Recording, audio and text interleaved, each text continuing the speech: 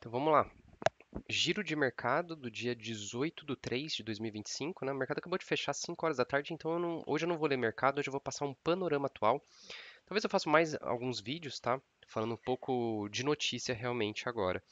E vou começar aqui falando sobre o panorama do mercado brasileiro, tá bom?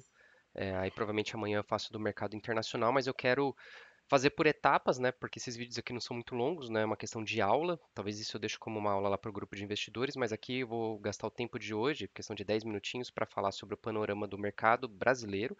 Amanhã eu falo sobre o mercado internacional, mesmo porque hoje é terça-feira. Amanhã vai ter super quarta, que tem a decisão dos juros tanto aqui no Brasil quanto nos Estados Unidos, mas isso aqui vai trazer um pouco de volatilidade para o mercado, como sempre, mas está muito precificado já.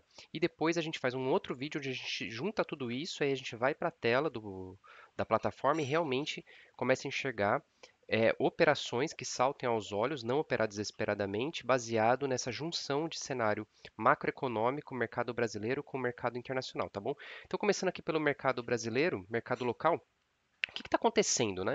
Eu não vou entrar assim em detalhes, tal, é mais para vocês saberem o que está acontecendo, tá bom?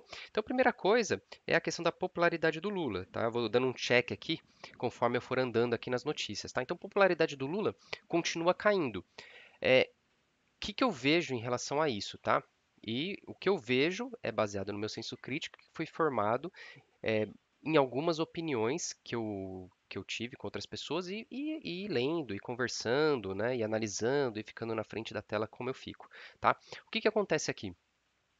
A gente começa, infelizmente aqui no Brasil, né, as eleições começam muito antes do que do que é o ano de eleição, né? Então, por exemplo, a gente está em 2025, as eleições são em 2026 e começa mais de um ano, 2 anos já começa a falar nisso. Então, com a popularidade em queda do Lula, começa a ter uma pressão sobre ele de que ele não vai conseguir realmente se reeleger, ou talvez nem reeleger uma pessoa ali, o Haddad, ou qualquer pessoa que seja ali da cúpula dele, tá? O mercado vê isso com bons olhos, então o mercado já começa a precificar isso também.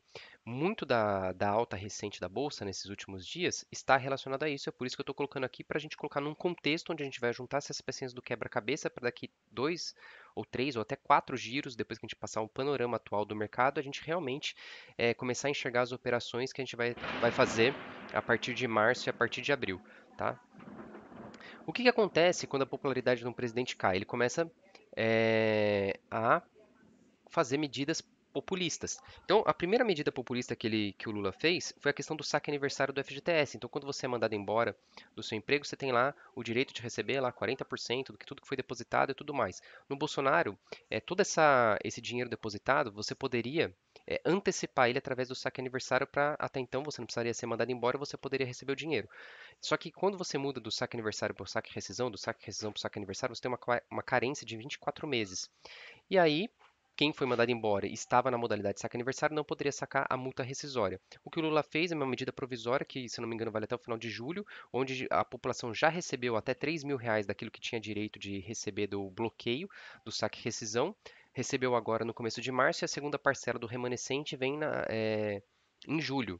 Tá? Então isso daqui vai injetar 12 bilhões na economia. Eu coloquei um asterisco aqui do lado, porque a gente vai ver que esse tipo de medida pressiona a inflação que eu coloquei aqui do lado, tá? Então já vai juntando aqui que isso daqui é uma medida. Ele está fazendo essa medida porque é uma medida populista, porque a popularidade dele está caindo, ele já está olhando para as eleições de 2026 e essa é uma medida que pressiona a inflação. É bom para a população? É lógico que é bom, mas é uma medida que pressiona a inflação e depois a gente vai ver o que, que isso pode acarretar, tá? Outro ponto que já foi aprovado também é o consignado privado. Não foi exatamente, existe o consignado público, né, o consignado público federal, público estadual, público municipal, onde é subsidiado a taxa, existe uma taxa teto para tomada desse dinheiro via os bancos. E do consignado privado, aí ficava muito os bancos, dependendo se eles quisessem entrar nesse business ou não, eles iam lá e faziam a parceria com as empresas e os funcionários da empresa poderiam tomar esse empréstimo e ser descontado da folha de pagamento. Agora o governo soltou uma medida que ele dá alguns incentivos ali em conformidade com a Febraban, que é a Federação dos Bancos. Tá? Também não vou entrar em detalhe aqui, mas só para vocês verem que isso também tem a possibilidade de injetar um bom volume de dinheiro. Eu ainda não vi as estimativas, mas quando eu tiver esses números eu trago aqui para vocês. Mas é mais uma injeção de dinheiro na economia. Então, por isso que eu coloquei o asterisco aqui, porque isso daqui também pode gerar ou pode pressionar a inflação. Uma medida só, única, exclusiva e isolada, ela não tende a gerar alguma coisa, e também depende do volume financeiro. Mas quando você vai juntando pequenas medidas, isso já pode pressionar a inflação. Além disso, dependendo da medida, pode impactar o fiscal, que o fiscal também impacta a inflação, tá? Uma outra medida que o governo aprovou foi a zeragem dos impostos sobre importação de alguns alimentos, tipo café, carne, né, até derivados de petróleo, desculpa, é outro assunto. Mas em alguns tipos de alimento, o governo zerou, né, a importação para ver se baixa um pouco para nós, né, consumidores finais, o preço dos alimentos. Na minha opinião, isso daí é uma medida totalmente populista, pode melhorar no curtíssimo prazo, é bom para a gente também, mas a gente sabe que o gargalo do Brasil não é isso. O gargalo do Brasil é logística, né? Se a gente não tem logística para transportar os alimentos, é tudo rodoviário, o que que adianta você zerar o imposto? E aí ainda vou falar que é só sobre a importação, ele só zerou o imposto sobre a importação e o nosso gargalo é logística. O que que acontece? Zerar o imposto sobre a importação, ok, a gente vai começar a importar mais alimento, vai começar a importar mais arroz, vai começar a importar mais carne, vai começar a importar mais café, e por aí vai. Só que isso a gente já tem aqui. Eu já sempre falo que o Brasil é celeiro de todo tipo de alimento do mundo, né? A gente é celeiro do mundo. E aí, esse tipo de medida, para mim, é contraditório, porque na verdade a gente, ok, pode zerar os impostos? Pode zerar os impostos de importação, mas a gente tem que incentivar o nosso produtor aqui local.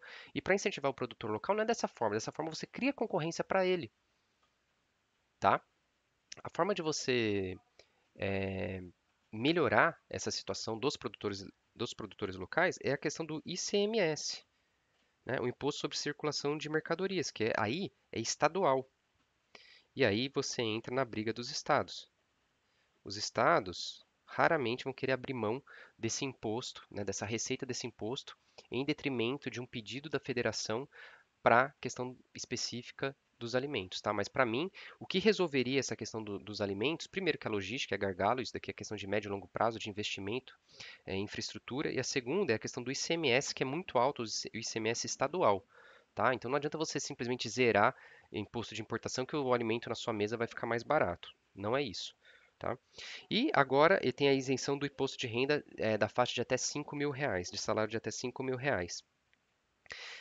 Eu acabei de ler uma notícia lá do secretário executivo do Ministério da Fazenda, né, que está debaixo do Haddad, ele falou que vai haver compensação. Aí ele falou de uma compensação, que eu não entendi, ele vai trazer mais detalhes, que é uma desoneração da folha que está sendo julgada lá no STF, e o outro ele vai alinhar com os congressistas, tá? Então tá muito vago isso daqui, mas a única coisa que a gente sabe até então é que isso vai custar 26 bilhões para o governo.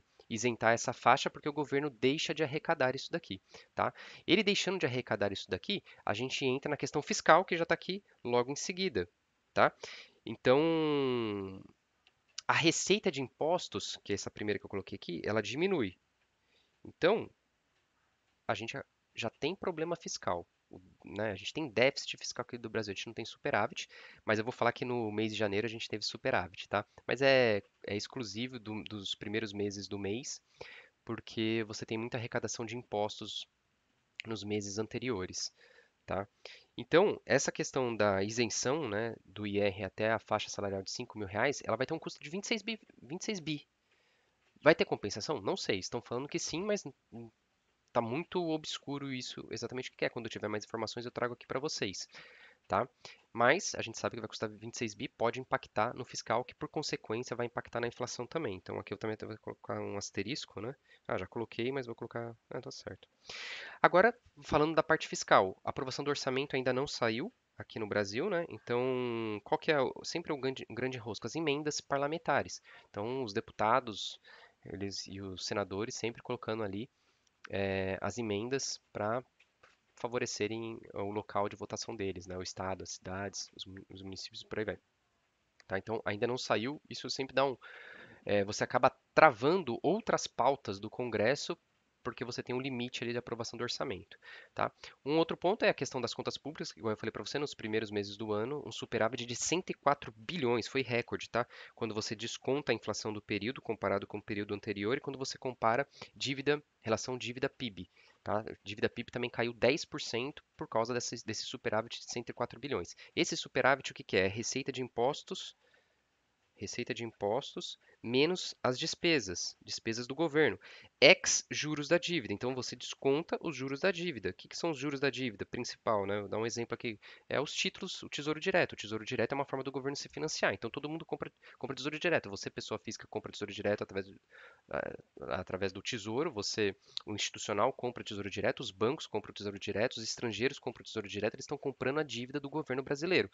Tá? Aí vai toda uma questão de confiança ali, de rating da dívida para fazer isso. Mas as contas públicas, aqui, esse superávit que eu estou falando, que foi recorde, é quando você pega as receitas de impostos, tira as despesas do governo, só que você tira a despesa de juros. É mais ou menos assim que os analistas olham para essa variável, tá bom?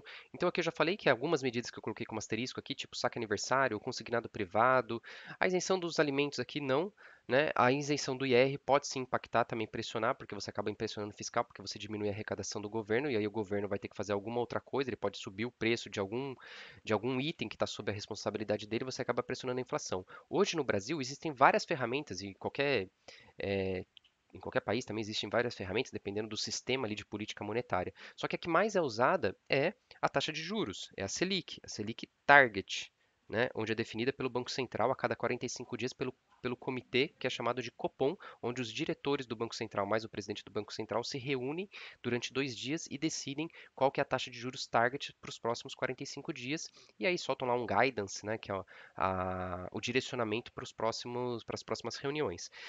Existem outras ferramentas, né? Existem ferramentas de compulsório, você liberar compulsório. Liberar compulsório é quando você quer é como se você te imprimisse dinheiro, né? Quando você quer colocar dinheiro na economia, os bancos liberam compulsório. Existe uma questão de capital, você pode aumentar ou diminuir a alavancagem dos bancos, ou seja, se você diminui a alavancagem dos bancos, os bancos podem emprestar mais. Se você aumenta a alavancagem dos bancos, os bancos podem emprestar mais. Se você diminui, não. Então, são outras ferramentas, outros exemplos de ferramentas. Mas aqui no Brasil, a política monetária ela é muito pautada na ferramenta de taxa de juros.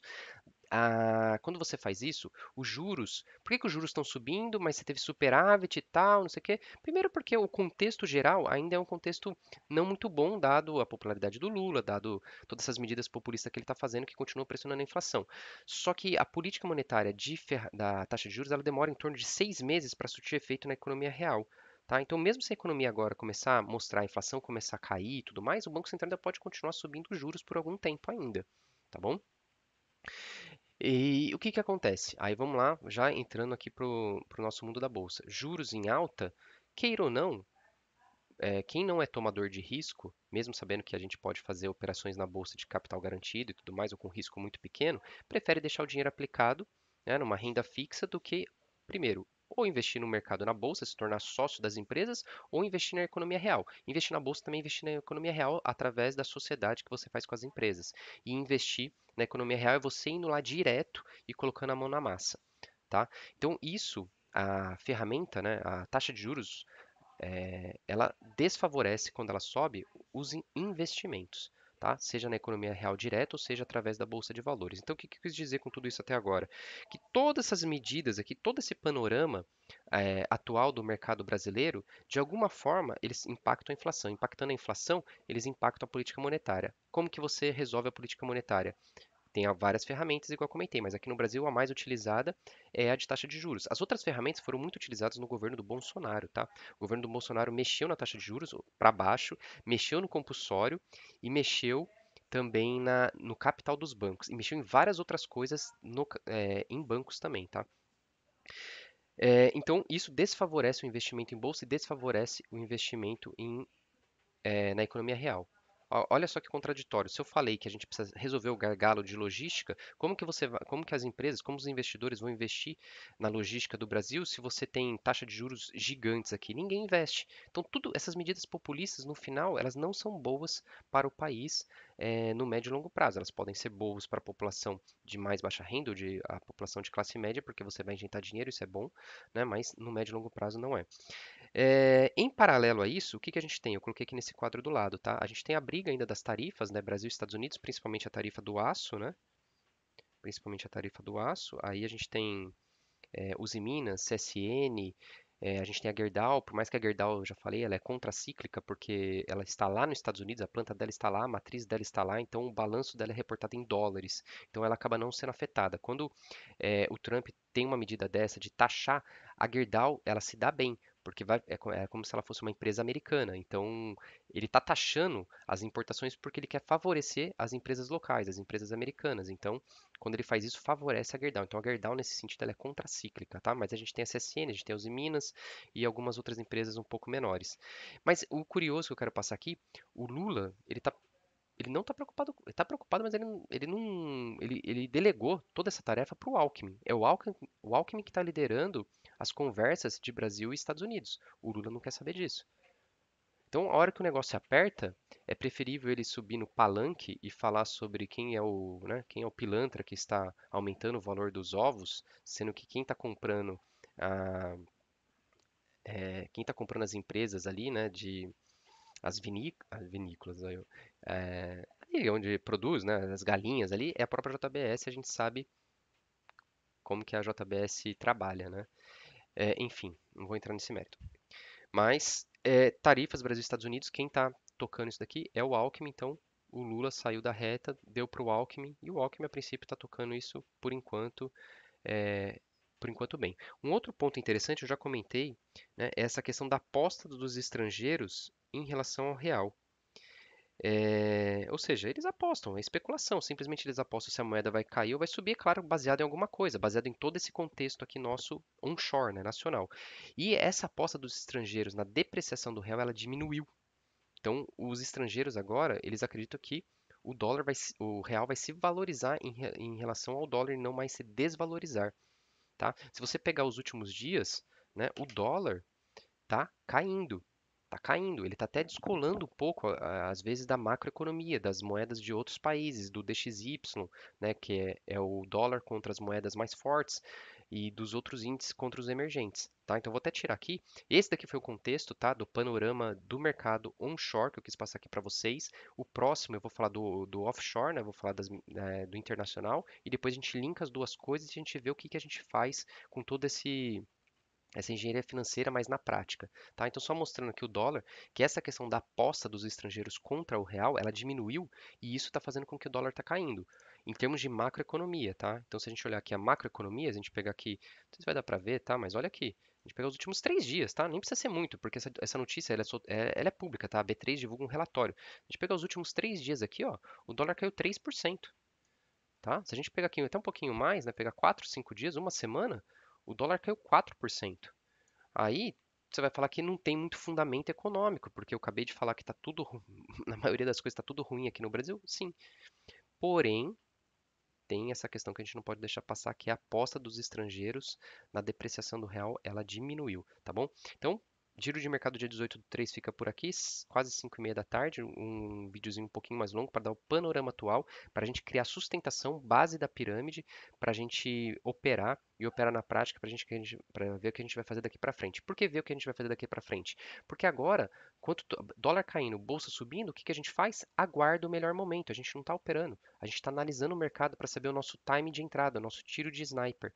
É assim que a gente faz. Então, quando tem esse tipo de período, a gente tira para quê? Para estudar, para passar informação, para criar senso crítico, tá? Próximo panorama de mercado, eu vou fazer a mesma coisa, só que eu vou falar sobre o mercado internacional. E no outro, até o final dessa semana, a gente vai linkar as coisas e a gente vai começar a ver a operação em cima disso, tá bom? Então, até o próximo giro de mercado.